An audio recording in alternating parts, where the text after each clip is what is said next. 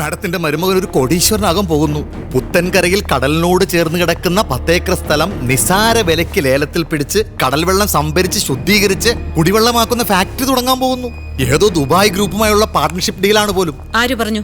ഞാനൊരു സൗഹൃദ സംഭാഷണ വേളയിൽ മാഡത്തിന്റെ അംഗീകൃത ഭർത്താവിന്റെ വായിൽ നിന്ന് വീണ് കിട്ടിയതാ. ശനിയാഴ്ച ആ സ്ഥലത്തിന്റെ അവകാശ തർക്കമാണ് ലേലത്തിലെത്തിച്ചത്. ആ ഭൂമി അവന് കിട്ടരുത്. എന്ത് വില കൊടുത്തും നമുക്കത് പിടിച്ചെടുക്കണം. ഓക്കെ. ലേലസംഖ്യ ഉറപ്പിച്ചാൽ ലേലത്തുക മുഴുവനും പണമായി തന്നെ കൈമാറേണ്ടതാകുന്നു. ലേലം തുടങ്ങുകയാണ്. 1 കോടി രൂപ. 1,10,00,000. 1.5 കോടി. 1.5 കോടി. 2 കോടി. 3 കോടി.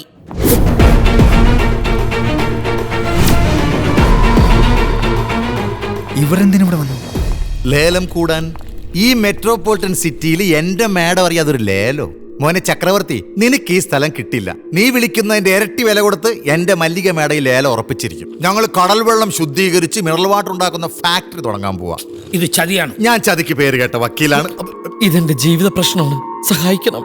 എന്റെയും ജീവിത പ്രശ്നമാണ്. എന്നാലും ഞാൻ ഒന്ന് പറഞ്ഞു നോക്കട്ടെ.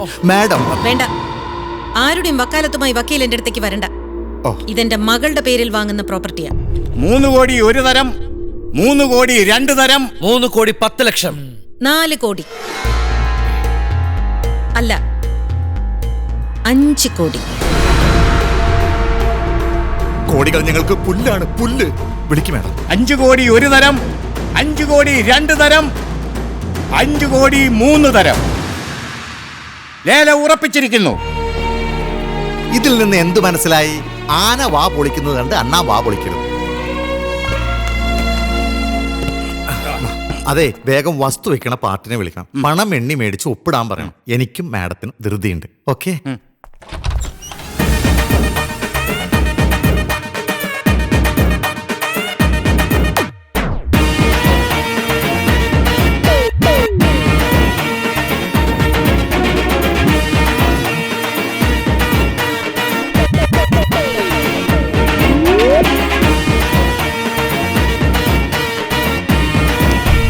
തുക എണ്ണി നോക്കിയ ശേഷം രജിസ്ട്രേഷൻ.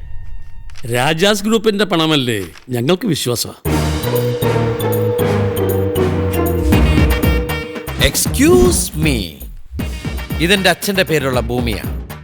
ഞങ്ങൾ തലകുത്തിന്ന് ശ്രമിച്ചിട്ടും 2 കോടിക്ക് മേൽ മറിയാത്ത ഭൂമിയാ ഈ അങ്കളുടെ കാഞ്ഞ ബുദ്ധിയിൽ 5 കോടി രൂപയ്ക്ക് മറിഞ്ഞത്. അല്ല, മാഡത്തിന്റെ വക്കീലെന്തേ? കാള വെറ്റുമെന്ന് കേൾക്കുമ്പോ കുഞ്ഞുടുപ്പും ബേബി സോപ്പും മേടിക്കാൻ ഓടുന്ന വക്കീല് നല്ല പണിയാ കൊടുത്ത അല്ലങ്ങളെ.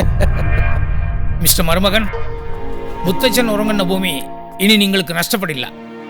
എന്റെ മകളുടെ പേരിൽ രജിസ്റ്ററായ ഈ ഭൂമിയുടെ യഥാർത്ഥ അവകാശി നീ തന്നെയാണ്. ഹസ്ബൻഡ് അല്ലേ ഹസ്ബൻഡ്. രാജാസ് ഗ്രൂപ്പിന് വിറ്റ ചരിത്രമില്ല, വാങ്ങിയ ചരിത്രമേ ഉള്ളൂ. അതുകൊണ്ട് മരിച്ചു വിൽക്കുമെന്ന് പേടി വേണ്ട. I am Raja Mallika and I will show you.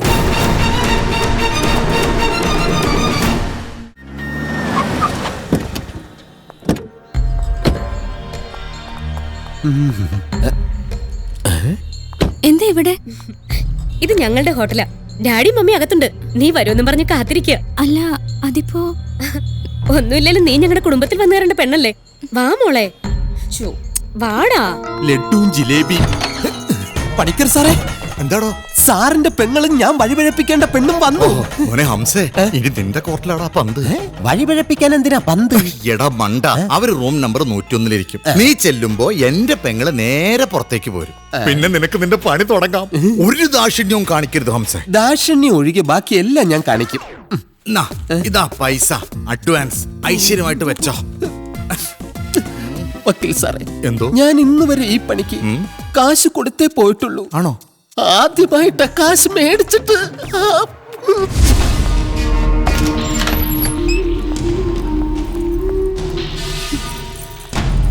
എവിടെ ഡാഡി മമ്മി? ഡാഡി മമ്മിയോ? എന്താ ഇങ്ങനെ? എനിക്ക് പോണം, എനിക്ക് പോണെന്ന് പറഞ്ഞില്ലേ? ശബ്ദിച്ച കൊന്നുകളയും. നിനക്കുള്ള ആള് വന്നിട്ടുണ്ട്. മാറി നിൽക്കണേ അങ്ങോട്ട്.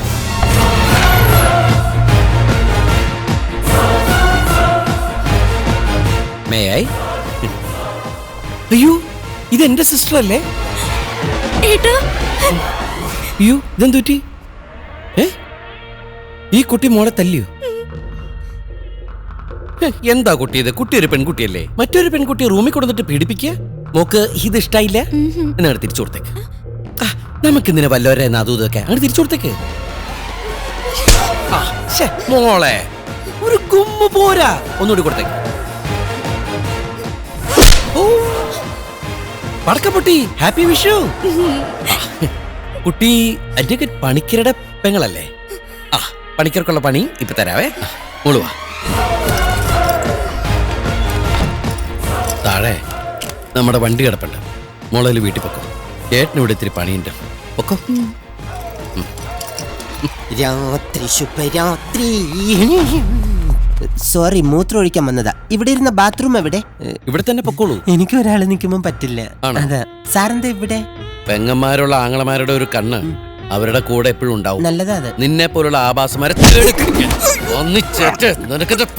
എന്നെ കൊല്ലരുത്. സാറിന്റെ പെങ്ങളെ നശിപ്പിച്ചാൽ 5 ലക്ഷം രൂപ തരാന്ന് പറഞ്ഞ ആ പണിക്കർ സാറ്, അതുകൊണ്ടാ ക്ഷമിക്കണം. പൈസ കിട്ടിയ നീ എന്തും ചെയ്യോടാ? ചെയ്യില്ല. ചെയ്യാമോ? ചെയ്യണമോ? ചെയ്യാം. ഫിക്സ്. പറ. കോടികളുടെ സ്വത്തുള്ള പണിക്കരുടെ ഒരേ പെങ്ങളെ നിനക്ക് കിട്ടണോ? അതിനുള്ള വഴി ഞാൻ പറഞ്ഞുതരാം.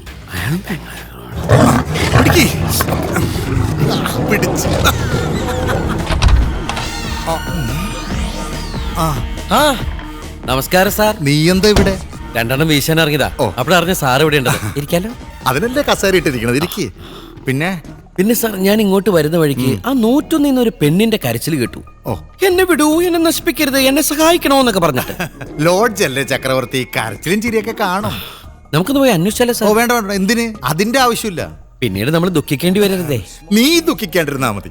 എന്നാ പിന്നെ പോലീസിനെ വിളിച്ചാലോ? വേണ്ട വേണ്ട വേണ്ട വേണ്ട. ഇത്രയും വലിയ വക്കീല് ജീവനോടെ ഇരിക്കുമ്പോ നീ വിളിക്കാനോ? ഞാൻ വിളിക്കാം. Hello, control room. ഞാൻ അഡ്വക്കേറ്റ് KV പണിക്കര. അതെ, സിറ്റി ഹോട്ടലിൽ റൂം നമ്പർ 101 അനാശാസ്യം.